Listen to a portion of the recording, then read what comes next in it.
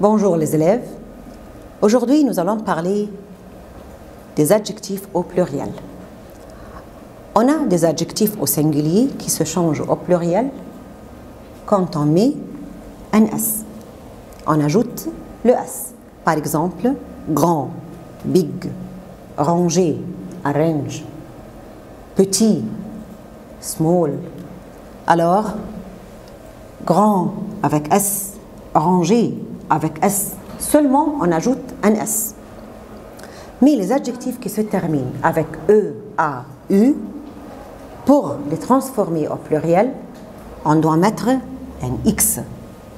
Par exemple, nouveau, new, beau, B-E-A-U, beautiful. Pour les mettre au pluriel, on doit ajouter un X. Nouveau, alors c'est nouveau avec X. Beau, c'est beau avec X. Bon, on a des adjectifs qui se terminent avec A-L, comme génial, génial, superbe.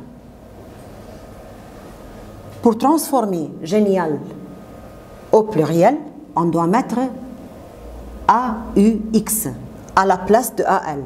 Alors, on remplace A-L par A-U-X.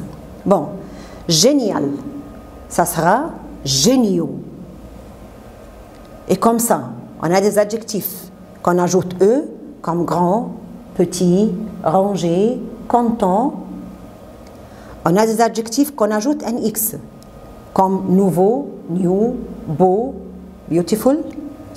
Et des adjectifs qu'on change le AL par AUX, tels que génial, ça sera géniaux.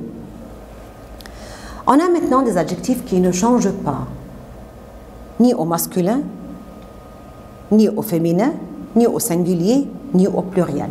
Alors, ces adjectifs s'écrivent comme ça, au féminin, au masculin, au pluriel. Marron, orange, super. Que veut dire? Marron, brown, couleur, c'est une couleur. Orange, orange, c'est une couleur. Super, super. Les trois adjectifs ne se changent pas. Au masculin, au féminin, au singulier, au pluriel, ils s'écrivent tels qu'ils sont. Maintenant, nous allons parler des articles indéfinis et des articles définis. Nous avons déjà expliqué les articles indéfinis et les articles définis, mais maintenant, c'est la différence entre les deux. Les articles indéfinis ressemblent à et N en anglais, an apple, a book. Les articles définis ressemblent à the en anglais. Alors, on met article indéfini quand ce sont des choses qui ne sont pas déterminées ou ne sont pas précisées. Mais les choses déterminées, on met article défini. Nous allons voir. C'est un portable. This is un mobile. C'est un portable. Mais on n'a pas dit ce portable à qui. Alors, c'est un portable. J'ai trouvé un portable sur la table, je dis c'est un portable. Mais si nous allons voir cette phrase, c'est le portable de Laura. Alors, j'ai précisé ce portable est à Laura. Je dois mettre le, car j'ai précisé le portable est à qui. Voici une raquette de tennis. Voici, this is, here it is, une raquette de tennis. Alors j'ai vu une raquette n'importe où, je dis voici une raquette de tennis. Mais ici, dans cette phrase, voici la raquette d'Alex. Alors j'ai précisé que cette raquette est à Alex. Je dis voici la raquette d'Alex. Quand on précise, on dit la ou le. Mais quand on ne précise pas, alors on dit un et une. Qu'est-ce que c'est? Un puzzle? Alors, non, c'est la maquette d'Alex. Alors, ici, quand on demande, on ne sait pas qu'est-ce que c'est. C'est quelque chose qui n'est pas déterminé. Mais ici, c'est quelque chose précisé, déterminé. C'est la maquette d'Alex. Alors ici, un, c'est article indéfini, mais ici, là, c'est article défini. Alors, c'est la différence entre les deux, entre article indéfini et défini. Et quand on emploie l'article indéfini et quand on emploie l'article défini. Maintenant, nous allons voir deux adjectifs. On doit faire attention. Le mot nouveau, c'est-à-dire new. On met le mot nouveau devant les mots masculins singuliers qui ne commencent pas par un voyelle. Alors, on dit un nouveau livre. Un nouveau livre. Le mot livre commence par L. On met nouveau. Nouvelle, c'est-à-dire new. On met le mot nouvelle devant un mot masculin ou singulier qui commence par voyelle. Très bien. Exemple, un nouvel élève.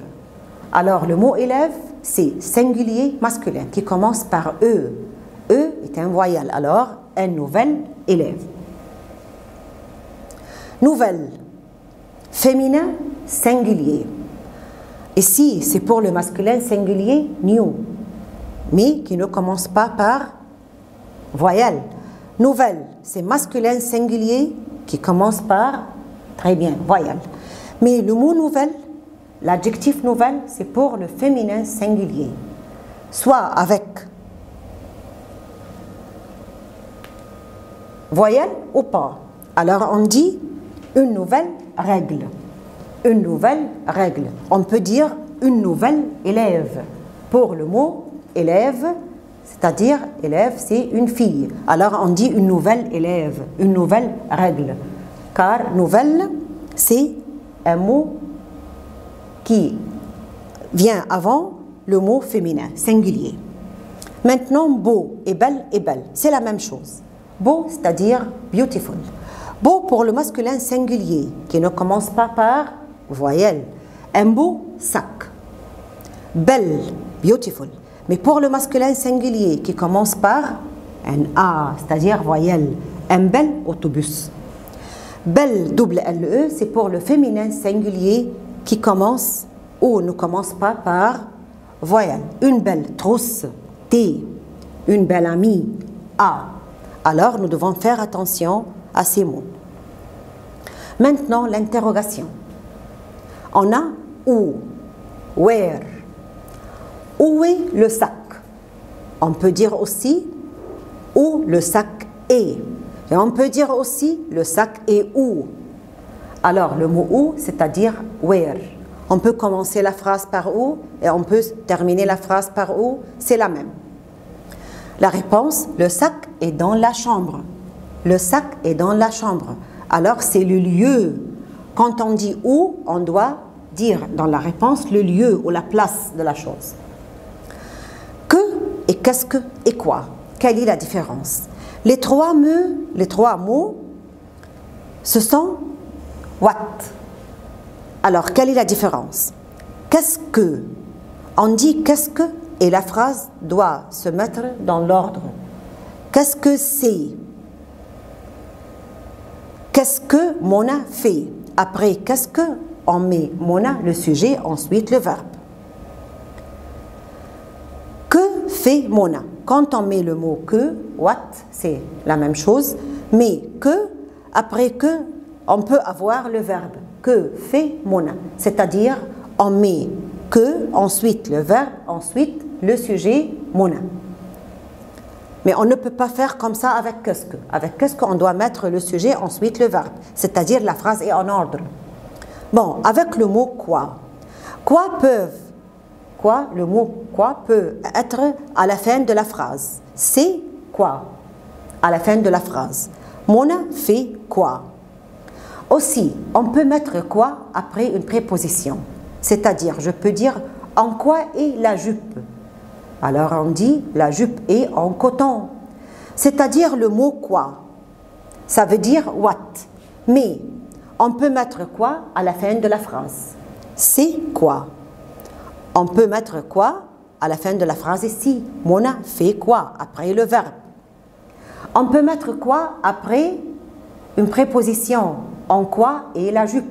La jupe est en coton. Mais les trois mots, ça veut dire what. Faites attention. Maintenant, nous allons voir les nombres. Voilà, 70. 70. Quand on dit 60, on veut dire 71, alors on dit 71. Et on met le mot et, ET. On met le mot et, ET. Alors, 71. 72, 73, on continue après le 10. 11, 12, 13, 14, jusqu'à 79. D'accord? Maintenant, c'est 80, 80. 80. Quand on dit 80 seulement, on met un S. Mais si on dit 81, alors on enlève le S. Faites attention. 82, 83, jusqu'à 89. Maintenant, 90, 90, 90. Puisqu'on met ici 10, alors on va continuer après le 10. 91, 92, 93, etc. jusqu'à 89. Après 99, on met 100. 100, 100. Quand on dit 200, 200, on ajoute ici un S. 300, 300, alors on met ici un S. Comme ça, ce sont les nombres jusqu'à 100. Merci les élèves et au revoir.